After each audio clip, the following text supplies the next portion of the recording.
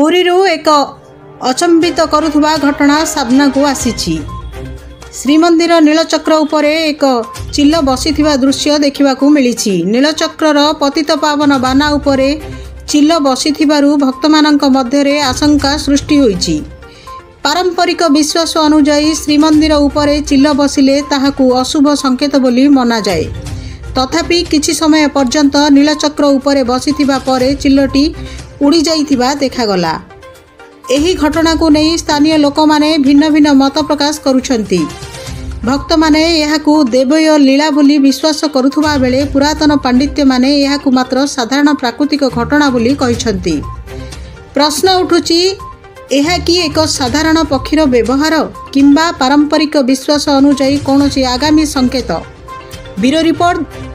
जदि आपण मानकू आम वीडियो भल लगी थाए ताहले आम चैनल को लाइक शेयर और सब्सक्राइब करने को भूलिबेनि।